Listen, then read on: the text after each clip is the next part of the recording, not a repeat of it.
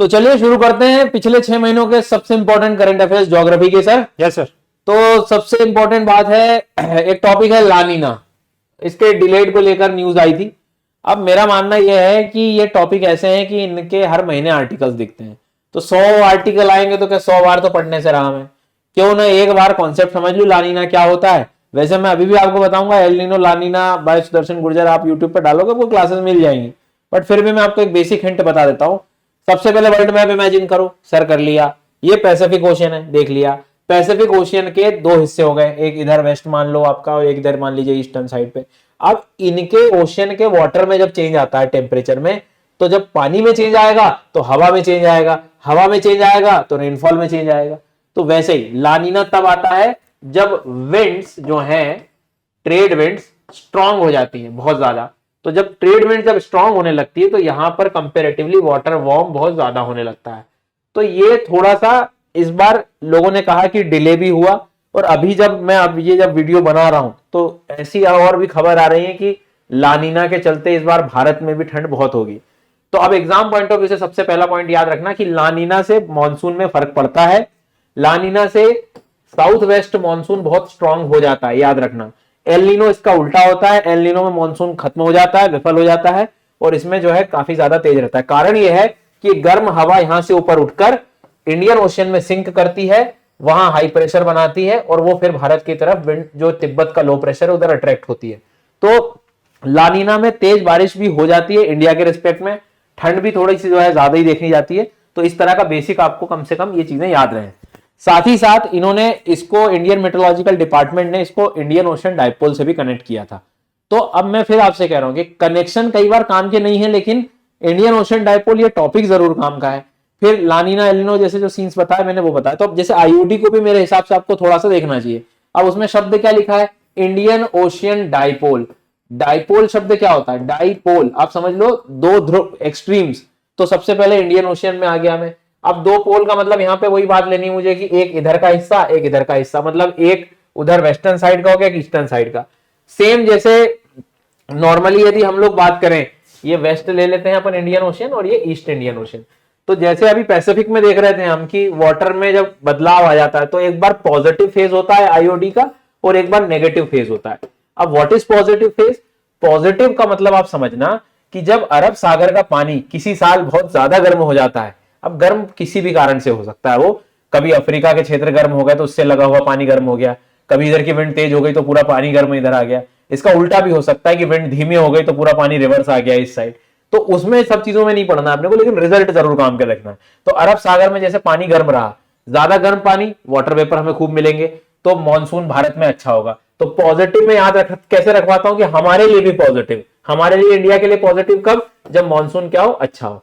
तो लानीना के साथ जब पॉजिटिव आईओडी जुड़ भी जाएगा तो मानसून ज्यादा इतना अच्छा हो जाएगा कि बाढ़ भी आ सकती है बहुत बड़े स्तर पर।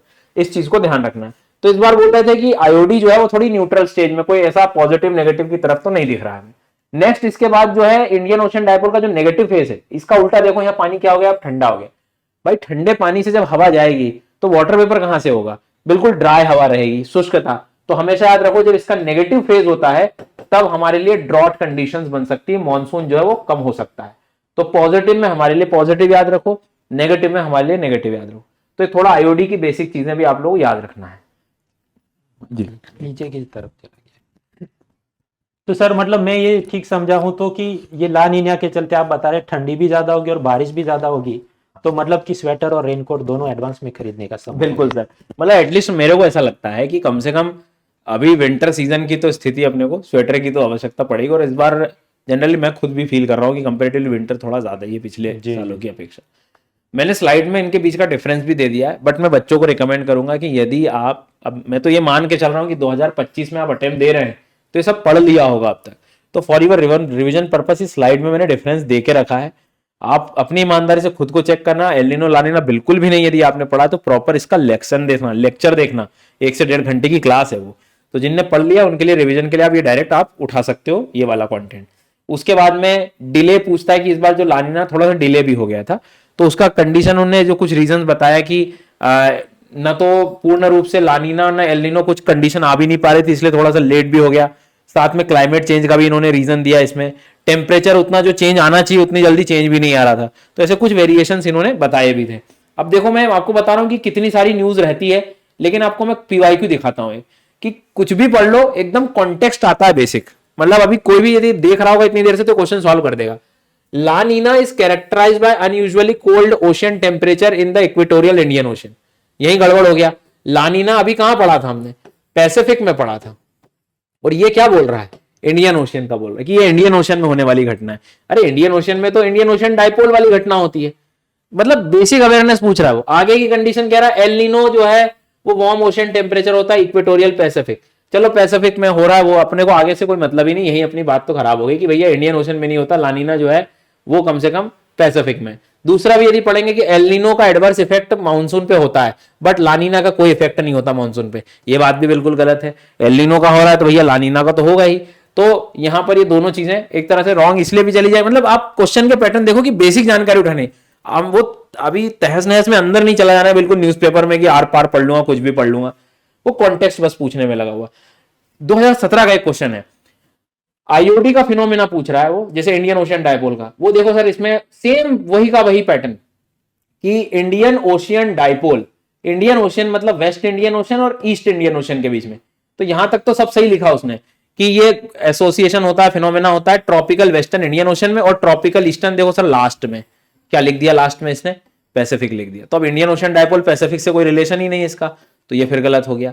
अब आईओडी का phenomena can influence an El Nino impact on the monsoon, तो बिल्कुल ठीक है, आईओडी के साथ एल नीनो मिक्स होकर चेंजेस आ सकते हैं। मतलब मैं इसमें ये समझाने वाला हूं कि यदि बच्चे को सिर्फ ये पता होता है कि लानीना पैसिफिक में है कि इंडियन ओशन में, तो भी ये दोनों क्वेश्चन सॉल्व हो जाते हैं। जी सर मित्र, इसमें मैं दो बात ये जोड़ना चाहूँ। देखिए ये प्रश्न 2011 में आया, फिर 17 में आया। ये जो ज्योग्राफी के अंदर इतने वैरायटी के टॉपिक्स हैं, तो ऐसा जरूरी नहीं कि हर सवाल पिछले 2 साल में नहीं आया तो आजीवन कभी नहीं पूछेंगे, जैसा कुछ यूट्यूब इन्फ्लुएंसर और चिकनी चुपड़ी बातें करने वाले छोटी बुद्धि से पढ़ाते रहते, ये मत करो वो मत करो करके। But you require a comprehensive understanding of the topic. और ये जो क्लाइमेटोलॉजी के प्रश्न है उसमें ऐसा आपका कंसेप्ट ट्विस्ट करके वो पूछते हैं कि वो किताब से आप खुद से पढ़ें, उससे बेहतर है टीचर से आप सुकून से पढ़ लोगे, तो वो ऐसी क्लैरिटी होगी कि बहुत सारी चीजें आप हटा सकते हैं, मतलब एलिमिनेशन मेथड से टिक कर सकते हैं। और ऐसे अच्छी आपको पढ़ाई करनी है तो उसके लिए सुदर्शन सर हमारे साथ हैं। तो अनअकैडमी प्रतिष्ठा इवेंट पे एक बहुत जबरदस्त अनअकैडमी पर ऑफर आया यूपीएससी की तैयारी करने के लिए। आप सब्सक्रिप्शन लो और जितने महीने का सब्सक्रिप्शन आप ले रहे हो उतने ही महीने का आपको एडिशनल बेनिफिट मिल रहा था। आप भरोसा रखिए, बहुत सारे लर्नर्स ने इसका बेनिफिट लिया। कल ही ऑफर एंड हो रहा था, लेकिन फिर बहुत डिमांड के बाद ये अब एक्सटेंड कर दिया गया 23 दिसंबर तक।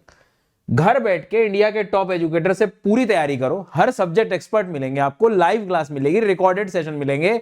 लाइव क्लास जब छूट जाती है तो कोई भी बैच ज्वाइन कर सकते हो, कोई भी कोर्स ज्वाइन कर सकते हो, कितनी बार भी देख सकते हो, पोलिंग फीचर सब चीज। मतलब पढ़ना एक्चुअल में है ना, तो एक रूम और एक इंटरनेट आज के टाइम पे काफी, और एक सही गाइडेंस जो कि अनअकैडमी तुम्हें दे देगा। सारे बेनिफिट्स आपको मिल जाएंगे। कोड आपको SGYT10 इसका आप इस्तेमाल कर लो, नीचे लिंक में आपको इसकी लिंक डायरेक्ट मिल जाएगी, डायरेक्ट आप सब्सक्रिप्शन वहां से ले सकते हैं। ठीक है, पहली चीज। अब अपन जो डिस्कस कर रहे थे कि इंडियन ओशन डाइपोल और एकदम बेसिक जो एमसीक्यूज की कहानी से मैंने तुम्हें समझाना शुरू किया था कि इन क्वेश्चन को देख देख के ही आप पैटर्न समझ सकते हो कि एकदम बेसिक्स पता हो हमें। अब चूंकि इस बार विंटर और लानीना का बहुत ज्यादा कनेक्शन आया ना, तो इसलिए आप अच्छे से इसको पढ़ ही लेना, मतलब ये आपको काफी ज्यादा परेशान कर सकता है एग्जाम में। सॉरी, आगे बढ़ते हैं अगले करंट अफेयर्स की ओर। अब जो अगला करंट अफेयर्स है वो क्या कह रहा है हमारा कि भाई एनजीटी ने जो है एक तरह से आप कह सकते हो कि स्टे लगा दिया है। अब स्टे तो लगा दिया, अच्छी बात है, लगा लेने दो। बोले जरा रुकिएगा भैया, तो आपको जो है अब ठीक है, दिखना भी तो चाहिए चीजें थोड़ी, है ना। ओके, अब ठीक है। तो एनजीटी ने जो है, नेशनल ग्रीन ट्रिब्यूनल ने जो स्टे लगाया था किस चीज को लेकर, कंस्ट्रक्शंस को लेकर, स्पेशली कहां पर, भुवन वाइल्ड लाइफ सेंचुरी में। तो हमारे लिए यहाँ पर ये न्यूज में ये वाइल्ड लाइफ सेंचुरी है जो अपने को याद रहना चाहिए। तो इसमें प्रॉपर हम बोल सकते हैं कि ठीक है, रोड वगैरह के क्षेत्र में जो कंस्ट्रक्शन हो रहा था, तो बराक भुवन वाइल्ड लाइफ सेंचुरी कहां पर है ये चीज अपने को पता होना चाहिए। आज भी मैच द कॉलम के नाम पे क्वेश्चन मिल जाते हैं आपको। सो आपसे निवेदन है कि आप अच्छे से इसको अच्छे से याद रख लेना। ठीक है, तो असम में इसको नोट डाउन कर लेना आप लोग। उसके बाद में बराक और सोनाई रिवर जो आपको देखने को मिलती है, वो चीज आप ध्यान रखना। And for your information, Barak कौन कौन से राज्यों से गुजरती है वो आप एक बार कमेंट में जरूर बता दें। यदि आपने शाम को मेरी 7 बजे वाली क्लास ली है तो आप बता दोगे कि कैसे मणिपुर के क्षेत्र, मिजोरम के क्षेत्र, असम के क्षेत्र, नागालैंड के क्षेत्रों से गुजर रही है। इस चीज को ध्यान रखना। Second largest river north east में बराक को हम लोग कंसिडर कर रहे हैं, काफी महत्वपूर्ण नदी है नीचे की तरफ यदि हम लोग देखें तो। उसके बाद में जो स्नेक है, कोबरा स्नेक, वो काफी बड़े, इसका इंपॉर्टेंट हैबिटेट माना जाता है बराक भुवन वाइल्ड लाइफ सेंचुरी में। इस तरह के क्वेश्चन कई बार आ जाते हैं कि पखुई वाइल्ड लाइफ सेंचुरी कहाँ है, 2018 का क्वेश्चन था, वैसे आप लोग इसे भी याद कर लीजिएगा, मेरे हिसाब से काम का था ये। फिर नदन बेल्ड इबिस, ठीक है। अब ये बेल्ड इबिस जो है, ये बहुत इंपॉर्टेंट बात है कि एक्सटिंक्ट होने वाला था, ये समझ रहे हो तुम, मतलब विलुप्त होने वाला था, अत्यंत संवेदनशील था, उसको हमने कंजर्व कर लिया। तो हमारे लिए तो ये अचीवमेंट हो गया ना सर, कि किसी चीज को हम लोग एकदम अचीवमेंट, मतलब ऐसा कि कम से कम ये देखो, यदि आप ऑब्जर्व करोगे तो इसको कंजर्व कर लिया हमने, तो हमारे लिए न्यूज में काम की चीज हो गई सर ये। अब न्यूज क्या कह रही है कि जो लगभग वंस नियरली एक्सटिंक्ट, बिल्कुल विलुप्त होने वाला था, वो रिवाइव्ड होके कंजर्वेशन एफर्ट की मदद से ब्रीडिंग, रीवाइल्डिंग वगैरह उसको हमने किया, और फाइनली बढ़िया से आप कह सकते हो कि उसे हमने बचा लिया। तो अच्छी चीज हो गई है। तो अब वो इंडेंजर्ड हो गया, मतलब पहले क्रिटिकली इंडेंजर्ड था, वो इंडेंजर्ड हो गया। इबिस नाम का बर्ड होता है, ये भी याद रख सकते हो आप एग्जाम पॉइंट, मतलब कई बार पूछ लेते हैं कौन क्या है इसमें से बर्ड कौन सा है, ये सारी चीज। हर्मिट इबिस भी बोल रहे हैं हम लोग, या वेल ट्रैप भी बोलते हैं इसे हम, वेल ट्रैप वर्ड को भी आप लोग याद रख सकते हो। ये जो ग्रासलैंड के एरियाज हैं, सेमी डेजर्ट रॉकी हैबिटेट्स, वहां पर मिलता है। रनिंग वाटर, बहता हुआ जल जहां है वहां देखने को मिलता है। इसका हैबिटेट डिस्ट्रीब्यूशन अफ्रीका और एशिया के क्षेत्रों में पाया जाता है। तो इस पक्षी को याद रखेंगे आप लोग। नेक्स्ट वन, नई स्पीशीज मिली थी वेस्टर्न घाट वगैरह के रीजन में, मिमेटस स्पिनेटस और मिमेटस पैरविलुस। यहां ये पढ़ाने का मेरा सिर्फ मोटिव ये है, ये शब्द, इसका संबंध ध्यान रखना कि स्पाइडर से है, इतना तो तुम्हें याद रखना पड़ेगा। ठीक है, आगे बढ़ते हैं। न्यूज में क्यों था ये?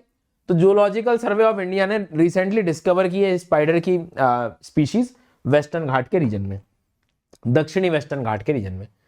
अभी जहां पर वो हुई है वो भी न्यूज में आ सकता है, that is Mookambika wildlife sanctuary. कहां है? कर्नाटक में। बाकी तो ये एर्नाकुलम वगैरह के रीजन में भी देखने को मिला, तो इसको आपको जो है थोड़ा ध्यान। अब वो बोलेगा ये कहां पर है, तो भाई एटलीस्ट हमें उडुपी कर्नाटक को तो याद रखना है। ऐसे मैंने बराक भुवन याद रखने को बताया, वो असम में याद रखना है, वैसे ही मुकम्बिका वाइल्ड लाइफ सेंचुरी जो हमें याद रखना है वो कहाँ मिलेगा? कर्नाटक में। ठीक है, इस चीज को ध्यान रखना। बाकी तो सारे इसमें इंपॉर्टेंट जो स्पीशीज मिलनी है वो तो मिल जाएंगी। आगे बढ़ते हैं। ये जो इस तरह से आप लोग देखते हो ना क्वेश्चन, आप इन्वायरमेंट के नाम पे, तो वहां पे आपको ये परेशान कर सकता है। Elongated tortoise. अब एलोंगेटेड टॉर्टॉइज जो है, इसका स्टेटस पता होना चाहिए, हैबिटेट पता होना चाहिए, दो चीजें पता होनी चाहिए। लास्ट ईयर भी बहुत न्यूज में था ये, तो इसे आप एक बार पढ़ लीजिए, फिर मैं बताता हूं। पानी पी लेता हूं यार जरा, मैं थोड़ा स्वास्थ्य मेरा।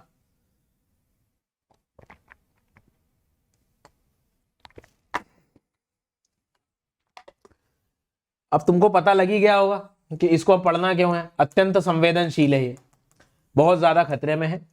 और अरावली वगैरह के क्षेत्र जब रिसर्च चल रहा था तो उस दौरान आपको देखने को मिला। इसका यदि हम लोग ऑब्जर्व करें वर्ल्ड में, तो साउथ एशिया का तो चलो ठीक है जो भी है, भारत में नॉर्थ इंडिया को कवर किया है इन्होंने, और इधर छोटा नागपुर प्लेट्यू वाला जो एरिया वहां पर मिलता है अपने को। ठीक है, तो इसका एक बेसिक वो चीज याद रखें आप। फिर अमूर फाल्कन्स पर बैन लगाया गया। जी हाँ, उनको हंटिंग सेलिंग को लेकर। अमूर फाल्कन ये भी एक पक्षी होता है, ये इतना कम से कम हमें याद हो। मणिपुर के रीजन में बहुत इसका कनेक्शन है, उसका कारण मैं बताऊंगा मैं आपको। तो मणिपुर ने जो है प्रॉपर बैन लगा दिया इन सब चीज़ों को लेकर कि हंटिंग किलिंग आप कुछ भी नहीं कर सकते अमूर फाल्कन्स को लेकर। ठीक है, इसे वहाँ पर कहुआई पुइना भी कहते हैं, तो इस चीज़ को ध्यान रखें आप। रखना हो तो ठीक है, नहीं तो कोई दिक्कत नहीं, बर्ड है इतना पढ़े आप। एक बहुत अच्छी चीज़ है कि अमूर फाल्कन जो सेंसस है पहला सेंसस जो कराया गया था वो मणिपुर में ही कराया गया था, मतलब मणिपुर से काफी क्लोजली कनेक्टेड है ये वर्ड। इससे, इस थॉट से वो आप कह सकते हो कि कनेक्ट होके कुछ एग्जाम में क्वेश्चन बनाया जा सकता है। मतलब लॉन्गेस्ट माइग्रेटरी जर्नी को हासिल करने वाले पक्षियों में इसकी गिनती होती है। मतलब ये भी एक माइग्रेटरी फीचर है इसका, माइग्रेशन करता है। साइबेरिया से चाइना और भारत वगैरह में आ रहा होता है। और भारत में कितनी इंटरेस्टिंग बात है कि मणिपुर के क्षेत्रों में हमें देखने को मिलता है। तो आप मतलब ध्यान रखना होगा आपको ये अमूर फाल्कन। पायरोक्यूमुलोनिम्बस क्लाउड्स। अब देखो क्यूमुलोनिम्बस तो तुम्हें पता है, क्लाउड जब भी पढ़ते हैं हम लोग तो क्यूमुलस वर्ड, क्यूमुलस मतलब जो गोभी जैसा, कपास जैसा, ग्लोबुलर जो दिखाई देता है उसके लिए वर्ड यूज करते हैं हम क्यूमुलस। पानी बारिश हो रही हो तो निम्बस वर्ड। तो पहले तो वर्ड हमने तोड़ लिया कि क्यूमुलस मतलब कपास जैसा दिखने वाला, निम्बस मतलब जिसमें बारिश हो रही हो। But what is the meaning of pyro? Pyro जिसमें हीट हो। हीट का मतलब सीधी बात है, आग लग गई मान लो कहीं पे, फॉरेस्ट फायर हो गया, तो उसका धुआं जो निकलेगा उससे जो क्लाउड्स का डेवलपमेंट हो रहा है। तो अक्सर वाइल्ड फायर से कनेक्ट कर रहे होते हैं हम लोग, वनों की जो अग्नि होती है वनाग्नि से कनेक्ट कर रहे होते हैं पायरोक्यूमुलोनिम्बस क्लाउड्स को। ठीक है, तो इस चीज को जो है थोड़ा ध्यान रखना। मतलब जो अत्यंत हीट सोर्स से बन रहे हो, जिनमें अत्यधिक ऊष्मा हो, wild fire, volcanic eruption, nuclear explosion में जो बड़ा क्लाउड बनता है ना, वो पायरो मतलब वहां पर फायर, मतलब हीट ड्रिवन ओरिजिन हो, जिसका हीट ड्रिवन ओरिजिन हो sir, that is the thing. ठीक है, काफी टॉल होते हैं, डेंस क्लाउड होते हैं, सनलाइट रोक सकते हैं, बाद में बारिश वगैरह भी करा सकते हैं, सारी चीजें हो सकती हैं, कोई बड़ी चीज नहीं है। इसको आप लोग आराम से देख लो, चेक कर लो। होप कि आपको मेरी बात यहां तक समझ में आ गई। ये ज्योग्राफी एनवायरनमेंट के कुछ इंपॉर्टेंट मुझे जो लगा था कि अभी पिछले 5-6 महीने में भूल गए हो तो उन्हें मैं याद दिला दूं। एग्जाम के पहले भी आपको कुछ ऐसा मैं एक वन सिंगल शॉर्ट वीडियो बनाऊंगा और अंदर तक की तह तक कवर कर लूंगा, लेकिन अभी जो बेसिक हमें पता होने चाहिए वो मैं आपको बता रहा हूं। तो इसका फॉर्मेशन को लेकर भी सवाल आ सकता है, मतलब जो कि पीवाईक्यूज आप देखते हो तो आ जाते हैं क्लाउड्स के क्वेश्चन। तो आप लोग पायरो मतलब वो हीट वगैरह को थोड़ा सा याद रखना कि मतलब इंटेंस हीट से जब जो शुरू होती है उसको हम लोग कह सकते हैं। स्ट्रेटोस्फीयर तक भी जा सकते हैं, 10 से 12-15 किलोमीटर तक भी जा सकते हैं। दुम्बुर डैम कहां पर है, किस नदी पर है, ये याद होना चाहिए। तो त्रिपुरा से संबंधित है ये। दुम्बुर डैम न्यूज में था, प्लीज नोट डाउन कर लें। जो मिनिस्ट्री ऑफ एक्सटर्नल अफेयर्स है उन्होंने सारे एलिगेशंस जो हैं थोड़े से को लेकर ये न्यूज में था। डुम्बुर डैम जो त्रिपुरा में, उसके डोर्स को ओपन करने की कहानी थी। गोमती नदी जो है वहां की धलाई डिस्ट्रिक्ट में, उस पर है ये। ठीक है, दुम्बुर डैम, दुम्बुर डैम, तो इसे आप लोग याद रखना। दुम्बुर लेक शब्द भी आ सकता है एग्जाम में, तो आप लोग उसे याद रखें। ऐसे बन्नी ग्रासलैंड कहां है, तो गुजरात के कच्छ के क्षेत्र में, घास के मैदान। मैं आपको बताऊं तो जैसे एक बर्ड है मक्वींस बस्टर्ड, ठीक है, ग्रेट इंडियन बस्टर्ड, राजस्थान में अक्सर देखते हैं। कुछ ऐसे पक्षी का जब जिक्र होता है ना, तो गुजरात के बन्नी ग्रासलैंड्स वगैरह को भी देख लिया जाता है। तो इस चीज को जो है थोड़ा सा ध्यान रखना है कि वहां पर अलग अलग ग्रासलैंड्स को थोड़ा समझ, क्योंकि ग्रासलैंड भले ही आपको लगता है कि अरे घास का ही तो क्षेत्र है, but sir this is also a habitat. किसी ना किसी जीव का आवास है ये। आवास क्या होता है, घर क्या होता है, जहां पे वो अपनी पूरी फिजिकल एक्टिविटी, रहना, खाना, सोना सब परफॉर्म कर रहा होता है। अब यदि वो खतरे में होगा तो बहुत सारी स्पीशीज खतरे में होगी, और हर स्पीशीज किसी ना किसी फूड चेन का हिस्सा होती है। फूड चेन डिस्टर्ब होगा तो इकोसिस्टम की स्टेबिलिटी जो है वो गड़बड़ाएगी। तो कहने का मतलब ये हुआ कि वहां की स्टेबिलिटी को, सस्टेनेबिलिटी को, सुटेबिलिटी को देखने के लिए एक कच्छ यूनिवर्सिटी के द्वारा सर्वे कराया गया था, रिसर्च कराई गई थी। ठीक है, बाकी बन्नी ग्रासलैंड कच्छ के क्षेत्र में सबसे बड़े ग्रासलैंड्स में से इसकी गिनती होती है एशिया में। सेमी एरिड क्लाइमेट है, अर्ध शुष्क वाला जो क्षेत्र है। जी हाँ, वहां की जो कम्युनिटीज है वो पूछ सकते हो आप, मालधारीज वगैरह जो हैं उनको आप लोग पढ़ सकते हो। उसके बाद में कुछ पक्षी वगैरह तो जो है हम लोग देख ही रहे होते हैं, अकासिया वगैरह जो ट्रीज हैं वो आप देख सकते हो, उन क्षेत्रों में हमें देखने को मिलेगा। अलग अलग पक्षी हैं, चिंकारा है, ग्रेट इंडियन बस्टर्ड, ये जो मैं अभी आपको बात कर रहा था, तो ये ऐसे कुछ पक्षी वगैरह आपको देखने को मिलेगा। ये प्रोरोफिस जूलीफ्लोरा, ये क्या होता है जरा मुझे कमेंट में बताना।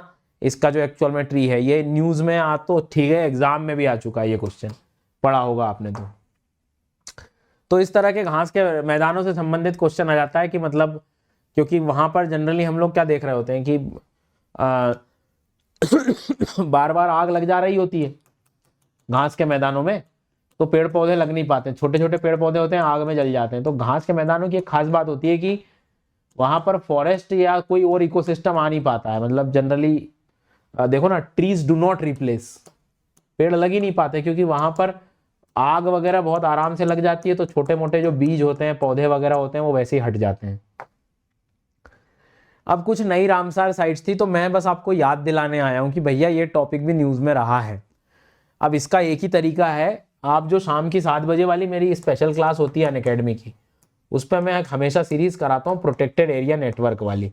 उसमें नेशनल पार्क है ना, wild life sanctuaries, biosphere reserves, वैसे ही रामसार साइट्स भी करवाता हूँ। रिसेंटली जब करवाई थी तो ये मैंने सारे सब कुछ अपडेट करा दिए थे। एग्जाम के पहले जब मैं कराऊँ तो प्लीज़ आप लोग हमेशा इसको कोशिश करें कि ये भी कैसे भी आप इसको पढ़ पाओ या याद कर पाओ। तो कुछ नई रामसार साइट्स हैं जो तुम्हें इसमें याद रखना है। वैसे अभी जो रिसेंट की कुछ जो थी वो मैंने आपको मतलब बता ही रहा हूँ कि नंजरायन नंजरायन वर्ल्ड सेंचुरी कहाँ है, तमिलनाडु में, कजू वैली तमिलनाडु में है, तवा मध्य प्रदेश। तवा को हम जनरली नर्मदा की जब ट्रिब्यूटरी पढ़ रहे होते हैं तो उस दौरान इसको हम पढ़ने का प्रयास कर रहे होते हैं।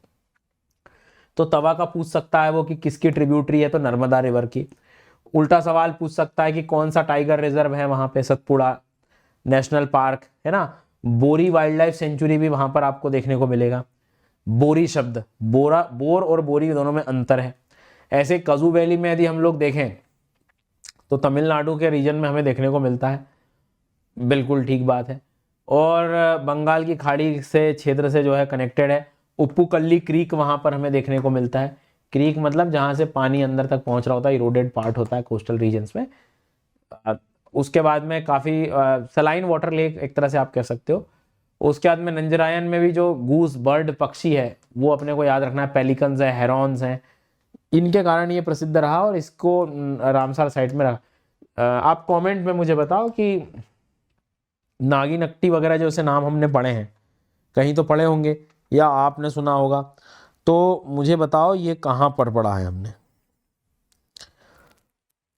नागिनट्टी बर्ड सेंचुरीज, ये भी रामसार साइट रिकॉग्नाइज की गई थी। तो मुझे एक बार आप लोग सब लोग ज़रा ज़रूर बताएं, ठीक है। आगे बढ़ते हैं। बाकी रामसार साइट की कहानी भारत में कब आपको, अब रामसार साइट क्या होता है तो वो तो पता ही होगा आपको कि रामसार एक तरह से कन्वेंशन था। रामसार शहर तुम्हें ईरान में देखने को मिलता है। ये कन्वेंशन स्पेशली जो वेटलैंड्स होते हैं, जो आर्द्र भूमि होती है, जो लेक्स हैं, तालाब, झील वगैरह, उनको कंजर्व करने के लिए होता है। अगर कोई साइट रामसार के अंतर्गत आ जाती है मतलब उसका प्रोटेक्शन बहुत करना ज़्यादा ज़रूरी हो जाता है। और ज़्यादा बेहतर करने के लिए मॉन्ट्रेक्स रिकॉर्ड की व्यवस्था की जाती है। मॉन्ट्रेक्स रिकॉर्ड वो है कि जिसको बहुत इमीडिएट इफेक्ट में कंजर्वेशन की ज़रूरत है। तो देखो, पहले तो लाखों लेक्स हैं हमारे भारत में, बहुत सारे लेक होंगे गाँव में, शहरों में। उनमें से जिनको बहुत ज़्यादा कंजर्वेशन की ज़रूरत है वो रामसार साइट में आ जाते हैं, जिनका बहुत इंपॉर्टेंस भी है, बहुत सारे पक्षी जिस पे डिपेंडेंट कर रहे हैं। तो मान लो इसमें से रामसार से, अब इनमें भी जिनमें इमीडिएट एक्शन चाहिए वो मॉन्ट्रेक्स रिकॉर्ड में आ जाते हैं। तो मॉन्ट्रेक्स रिकॉर्ड, रामसार शब्द ये कहीं भी हमें मिल रहा है, मतलब ये आर्द्र भूमि से संबंधित है, संबंध है इनका, मतलब ऐसी चीज से संबंधित है जहां पर जैसे मान लो कोई एक लेक है, हजारों पक्षी जो है उस पर निर्भर है, बहुत सारी मछलियां उस पर निर्भर है, तो अब कंजर्वेशन का तो जो है हक बन जाता है कि भाई उसको होना चाहिए। सॉरी।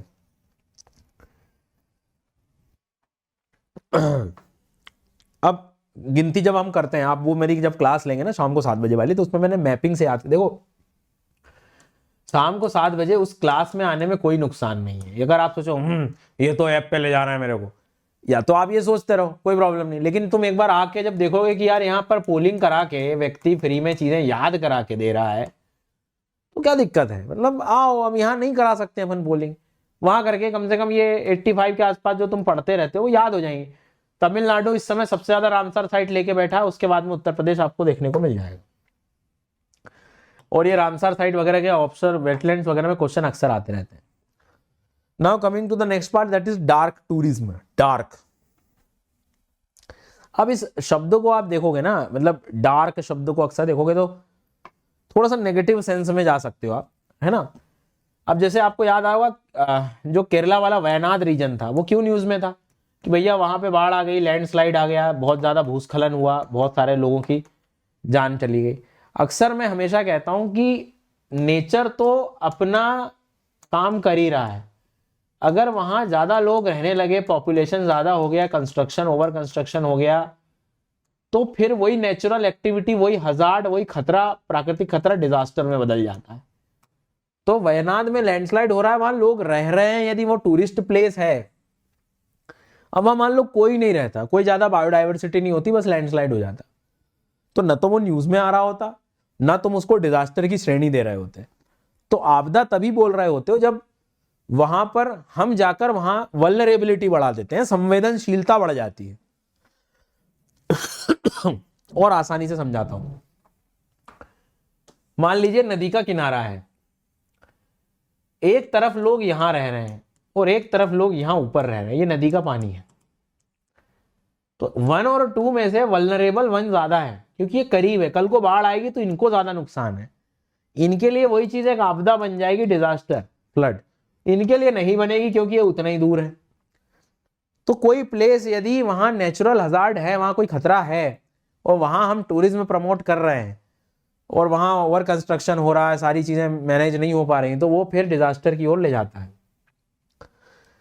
तो वयनाड में यही हुआ कि बड़े स्तर पर टूरिस्ट लोगों को वार्निंग दी गई अब कि उन क्षेत्रों में थोड़ा न जाएं आप, वहां पर बड़े स्तर पर जो है रेस्क्यू ऑपरेशंस भी चल रहे हैं, आगे खतरे की संभावनाएं भी हैं। तो डार्क टूरिज्म का संबंध थोड़ा सा याद रखना कि ऐसी लोकेशन जो कि डेथ एंड ट्रेजेडी से कनेक्टेड हो, उसको हम लोग कहते हैं डार्क टूरिज्म। जॉन लेनन और मैकलन फॉले के द्वारा ये सबसे पहले शब्द लिया गया था, जहां पर बहुत ज्यादा atrocities, natural disaster, genocide, infamous deaths हुई हैं। कि कहने के लिए वो प्लेस घूमने लायक थे, लेकिन वहां बहुत ज्यादा घटना घटित होने के कारण उसे हम डार्क टूरिज्म की कैटेगरी में रख देते हैं। अब बार्क ने सजेस्ट किया है कि 60 माइक्रोग्राम पर लीटर यूरेनियम ड्रिंकिंग वाटर में सेफ है। ये एक स्टेटमेंट प्रीलिम्स में आ सकता है कि कितने लेवल का वाटर सेफ है। दूसरी बात, वाटर पॉल्यूशन में आर्सेनिक वगैरह हम पढ़ते हैं, तो उसमें अब हमें यह भी याद रखना है कि यूरेनियम भी पाया जाता है ड्रिंकिंग वाटर में। कंटेमिनेटेड साइट्स हैं, कोई माइनिंग एरियाज हैं, उन जगहों पे आप आराम से इस चीज को देख सकते हो कि वो वहां पर ये चीज दिखाई दे सकती है। होप कि मेरी बात आपको समझ आ रही होगी। हालांकि जो WHO की सेट सेफ लिमिट है वो लगभग 30 माइक्रोग्राम पर लीटर है, पर बार्क की नई गाइडलाइंस ये कहती है कि करीब करीब 60 के आसपास, तो थोड़ा दोनों में वेरिएशन है, ये भी ध्यान रखना। तो उनकी जो स्टडी कंक्लूड करती है वो 60 microgram litre of uranium in drinking water, इस चीज को याद रखना, ठीक है। अब ये सारी बातें अपने को याद रखना है। यूरेनियम पानी में मिलता है, ये भी अपने को, पानी मतलब उससे प्रदूषित हो सकता है, ये भी आप याद रखें। उसके बाद में मतलब थोड़ा सा इस चीज को ध्यान रखना है आपको कि इससे डिसीजेस में कैंसर, किडनी का डिसीज बहुत कॉमनली देखा जा सकता है। कोर्स मतलब रेडियो एक्टिव मिनरल्स के तो कैंसर बहुत कॉमन चीज होगी। एनिमल्स में कोई कैंसर नहीं देखा गया है, इसका कुछ मतलब एक रिसर्च ऐसी सामने आई है। बाकी तो बार्क वगैरह के बारे में भी आप लोग थोड़ा सा पढ़ सकते हैं, ये आपको स्लाइड में मिल जाएगा। एटॉमिक एनर्जी रेगुलेटरी बोर्ड है, स्पेशली जो न्यूक्लियर सेफ्टी रखनी पड़ती है ना हमें। मान लीजिए हमने न्यूक्लियर पावर प्लांट बनाया, वहां न्यूक्लियर मिनरल्स चाहिए हमें, खनिज कहाँ से ला रहे हैं, कहाँ ले जा रहे हैं, हैंडलिंग कैसी हो रही है, ट्रांसपोर्टेशन सही हो रहा है कि नहीं तो वहां पर और फिर कुछ नया नुकसान शुरू हो जाए। इन सब चीज़ों को अवॉइड करने के लिए सारी चीज़ें हमें करनी होती हैं। तो इसको थोड़ा सा आप PDF से भी और पढ़ सकते हैं। आगे बढ़ेंगे। Gandhi Sagar wild life sanctuary दूसरा घर माना गया है चीता का। हमें पता है कि कूनो में तो था ही था, अब Gandhi Sagar wild life sanctuary MP का ये थोड़ा सा सेकंड होम थोड़ा और इसको डाइवर्स करना चाह रहे हैं। तो इस चीज को ध्यान रखना, कूनो के बाद और कौन है, नीमच डिस्ट्रिक्ट है, ठीक है। उसके बाद में और भी वहां पर Indian wolf, chinkara, deer, leopard, ये सारी चीजें मिल जाती हैं। चीता 2 है बेटा, अफ्रीकन जो है जहां से लाए हैं हम, और एक एशियाटिक चीता है। तो एशियाटिक चीता तो बहुत ही खतरे में, क्रिटिकली इंडेंजर्ड है, और जो हम अफ्रीकन लाए हैं वो वल्नरेबल है। ये ध्यान रखना, दोनों में डिफरेंस याद रखना है ना। मतलब एक जो है संकटग्रस्त की मतलब संवेदनशील है एक तरह से, और एक अत्यंत संकटग्रस्त है, दोनों में डिफरेंस है। एशिया वाला जो है ज्यादा, अब एशिया वाला खतरे में था ही, बहुत ही कम बच गए हैं, तभी तो हमें अफ्रीका से लाना पड़ा। अब वहां से तभी ला पाएंगे ना जब वहां थोड़ी जनसंख्या ज्यादा होगी। तो वल्नरेबल की स्थिति की तरफ हमें वहां पर जाना है, ठीक है। ये ऐसे कुछ क्वेश्चंस बन सकते हैं, तो थोड़ा वाइल्ड लाइफ सेंचुरीज वगैरह के बारे में पता है। अर्बन हीट आइलैंड का आई थिंक कॉन्सेप्ट हम लोगों को पता होना चाहिए। अर्बन हीट आइलैंड का जो कॉन्सेप्ट है, अब नाम से समझ में आ रहा है, अर्बन मतलब शहर के। अब चूंकि शहर के क्षेत्रों में हमें पता है बहुत सारी बिल्डिंग्स होती हैं, कॉन्क्रीटाइजेशन है सब, सनलाइट आएगा पूरा बिल्डिंग वगैरह और ये पूरे रोड्स वगैरह पूरे क्या हो जाएंगे, एकदम हीट को ग्रहण कर लेंगे, गर्म हो जाएंगे। फिर जब रेडिएशन उतना ही ज़्यादा छोड़ेंगे, वो प्रदूषण है ही अपना, तो प्रदूषण क्या करता है, कार्बन डाइऑक्साइड वगैरह उसको ट्रैप कर लेता है। यही गांव होता तो वहां उतना प्रदूषण नहीं है, रेडिएशन वापस भी चले जाते हैं, उतना गर्म भी नहीं होता क्योंकि इतने घर भी नहीं, जितने सरफेस उतना ज़्यादा हीट एब्जॉर्ब होगी। तो अर्बन हीट आइलैंड का संबंध ग्रीन हाउस इफेक्ट से भी है, पोल्यूशन से भी है, ओवर कंस्ट्रक्शन से भी है, कॉन्क्रीट जंगल से भी है। इन सब चीजों को अपने को ध्यान रखना है, ठीक है। और चेन्नई जैसे शहरों में तो बहुत कॉमन हो गया है, दिल्ली चेन्नई जैसे शहरों में, जहां पर हम हायर टेम्परेचर जो है वो देख रहे होते हैं आसपास के रूरल एरिया से। और ये किस चीज का रिजल्ट है, तो हमें भी बताया वहां का बिल्ट इन्वायरमेंट कैसा है, कितने सारे घर बने हुए हैं, नेचुरल फैक्टर, ह्यूमन एक्टिविटीज, इन सब। अब यदि ये चीज को मैं ग्रीन स्पेस में कन्वर्ट कर दूं, है ना, एसी वगैरह को थोड़ा सा कम चलाऊं, हीट एक्शन प्लान बनाऊं, तो बेहतर। तो ये थोड़ा डिजास्टर मैनेजमेंट को लेकर ये मेंस में क्वेश्चन आ सकता है। इसको देखो, इसमें बताया गया है डार्क रोड्स हैं, डार्क रूफटॉप हैं, पेड़ नहीं है, हीट ट्रैप हो गई है, वेस्ट निकल रहा है जो हीट मतलब फैक्ट्रीज से, वो अपने आप में काफी गर्म करने की स्थिति की तरफ ले जाता है। ऐसे एक लेक था प्रेस्पा लेक, ठीक है। अब प्रेस्पा लेक कहाँ है, तो आपको यूरोप में जाना पड़ेगा। यूरोप में there is a country called Albania, उसके नीचे हमें मालूम है ग्रीस है, और उसके ऊपर नॉर्थ मैसेडोनिया है। तो नॉर्थ मैसेडोनिया, ग्रीस और अल्बानिया के बीच में मिलता है प्रेस्पा लेक। तो ये थोड़ा सा सूखने की स्थिति में है, अल्बानियन ग्रीक बॉर्डर पे मिलेगा, ड्राई होते जा रहा है। वहां पर आपको डेवोल रिवर नजदीक देखने को मिलेगी, ये भी थोड़ा न्यूज वगैरह में था। तो 3 देशों में, मैसेडोनिया, नॉर्थ मैसेडोनिया, अल्बानिया और ग्रीस, इसको आप लोग याद रखें। प्रेस्पा लेक, ठीक है। कौन सा लेक हो गया, प्रेस्पा लेक, याद रखना, भूलना नहीं, प्रेस्पा। आगे बढ़ते हैं। डायमंड डस्ट करके आप ये वीडियो आप दोबारा देख लोगे, मतलब आप सर्च करोगे तो मिल जाएगा।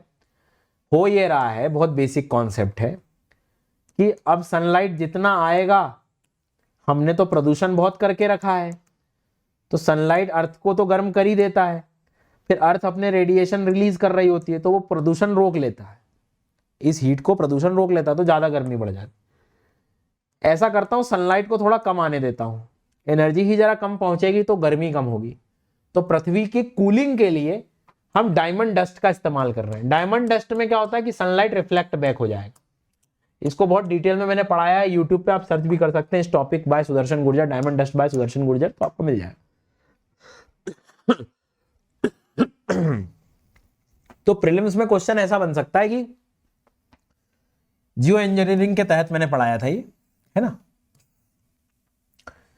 कि यदि हम मैं स्प्रे करूं रिफ्लेक्टिव मटेरियल्स कि सनलाइट आने से पहले ही रिफ्लेक्ट बैक हो जाए, जैसे डायमंड डस्ट, तो क्या मैं इससे ग्लोबल टेम्परेचर रिड्यूस कर सकता हूं। तो ये स्टडी कहती है हाँ सही बात है भाई, जब सनलाइट ही कम आएगा अर्थ पे तो हीटिंग वगैरह को तो आप कम कंपैरेटिवली कम ही कर सकते हो, वो कम की तरफ ले जा सकते हैं। सल्फर है, कैल्शियम, एल्यूमिनियम, सिलिकॉन जैसे भी तत्व पहले प्रपोज किए जा चुके हैं। तो डायमंड डस्ट में भी छोटे छोटे डायमंड के, पर वो अपने आप में महंगा भी है, बहुत सारी चीजें, बहुत डिटेल में इसको पढ़ा है, प्लीज उसे आप देखना, ठीक है। तो इस चीज को जो है थोड़ा सा आप लोग ध्यान रखें, भूले नहीं। अब यहां तक यदि ऑब्जर्व करें हम लोग, एक बार जरा नोट्स अपने चेक कर लो भैया कि जो है हमने क्या क्या पढ़ लिया है।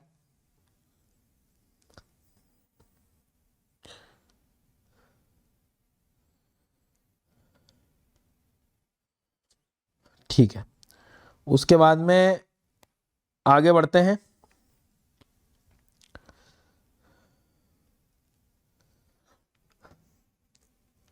अब वर्ल्ड वाइल्ड लाइफ फंड के द्वारा लिविंग प्लेनेट रिपोर्ट, ये स्टेटमेंट ही अपने आप में यार देखो एक क्वेश्चन है मेरे हिसाब से, तो आप लोग इसे जरा जो है मतलब मेरे हिसाब से थोड़ा सा ध्यान रखना कि पता लग जाए तुम्हें, है ना। अब ये क्या है, तो 15th एडिशन इन्होंने अभी जो है रिलीज किया था। तो किसके द्वारा लिविंग प्लेनेट रिपोर्ट निकाली जाती है वो अपने को पता हो कि भाई world wide fund for nature, WWF। उसके बाद में हर 2 साल की तरफ हम लोग देख रहे होते हैं इस समय ग्लोबल बायोडायवर्सिटी के ट्रेंड कहाँ जा रहे हैं, हमारी प्लेनेट की हेल्थ किस स्थिति पे जा रही है, हम वाइल्ड लाइफ पॉपुलेशन को और इंडिविजुअल स्पीशीज को किस स्तर पर देख रहे हैं, कैसे कंजर्व कर रहे हैं, इन सब चीजों के अंतर्गत इस रिपोर्ट को देखा जाता है। रिपोर्ट ये कहती है कि पॉपुलेशन ऑफ कोर्स डिक्रीज हुई है 50 सालों में, और कितना 73%, बहुत बड़ा नंबर है। फ्रेश वाटर इकोसिस्टम 85% तक खत्म हो गए हैं, और मरीन इकोसिस्टम वगैरह भी, मतलब अपने आप में बहुत गजब का कंटेंट है जो आप मेंस में यूज कर सकते हो इशूज को हाईलाइट करने के लिए, ठीक है। पोल्यूशन के कारण वाइल्ड लाइफ पॉपुलेशन कम हुई है, ये भी एक बहुत बड़ा खतरा दिखता है अपने को। वल्चर्स जो हैं वो बहुत ज्यादा पॉपुलेशन डिक्लाइन में, हमें पता है कि वो जो किडनी का इशू हुआ था, नेक ड्रूपिंग जैसी चीजें हुई थी वल्चर्स में, जो डाइक्लोफिनेक के कारण इंपैक्ट हमें देखने को मिला।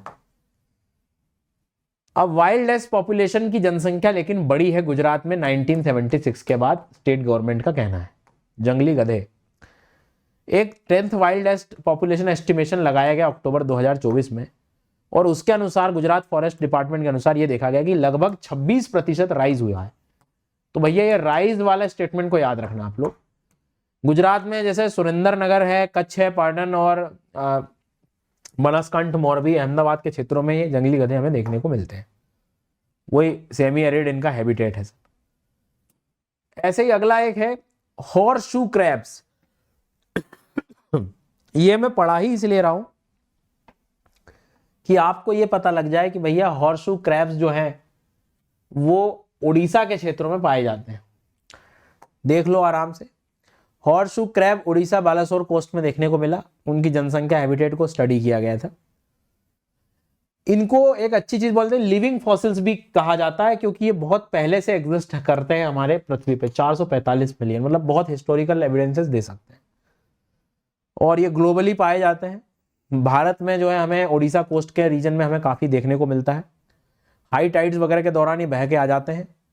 इनका बायोमेडिकल इंपॉर्टेंस भी है जी सर, मतलब ये एक्चुअल में यदि हम लोग देखें तो कोई भी जो ड्रग्स होती हैं उसकी टॉक्सिसिटी को डिफाइन करने के लिए काफी इसका मतलब हेल्पफुल है ये।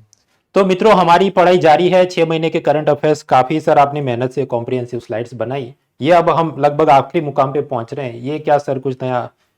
सर क्या है, यूपीएससी का आजकल एक हैबिट बन गई है पीवाईक्यू में कि देखेंगे यदि हम तो कोई रैंडम एक नाम आ जाता है, इबिस करके पूछ लिया कि जो है इबिस क्या है, अब बैठे हैं, फिर नीचे लगे बटरफ्लाई है, स्नेक है, वेराइटी ऑफ हॉर्स हो गया, कुछ भी लिख देते हैं। तो वैसे ही ये ऐसे एक दो आपको साइड में कॉलम में लिख लेना चाहिए कि टेनकाना क्या है, तो एटलीस्ट अपने को पता हो कि भाई ये एक स्पाइडर की प्रजाति है जो अभी रिसेंटली कर्नाटक वगैरह में जो है देखने को मिली थी।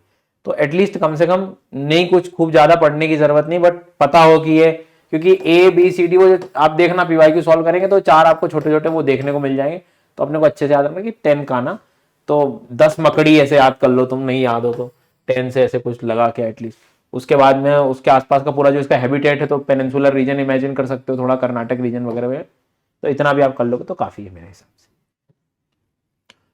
तो सर ये तो मुझे याद आ रहा है, ऐसा अंडमान निकोबार से कुछ प्रजाति पाई गई थी, एक बार प्रश्न पूछा गया था। और फ्लोरा फोना उसके अलावा भी बहुत सारे प्रश्न पूछे गए हैं सर की पूरी सीरीज चलती है एनिमल बिहेवियर के बारे में। उसी तरह मिनरल्स के सवाल जो अलग अलग समय पे आते हैं सर की, उसकी भी पूरी एक सीरीज है।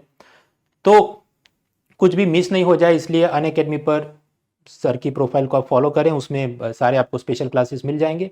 और बाकी ये सब मटेरियल भी आप डाउनलोड कर सकते हैं, लिंक इज इन डिस्क्रिप्शन। और जैसा सर ने बताया कि एग्जाम एकदम करीब होगी तो एक ऐसा और दूसरा कंपाइलेशन भी सर लाएंगे जहां पर और आपकी बिल्कुल सारी चीजें कवर हो जाएगी। तो मतलब मैं फिर से कहूंगा कि एग्जाम के जस्ट पहले भी एक पूरा कंपाइलेशन मेरा आएगा जिसको आप बेनिफिट ले सकते हैं।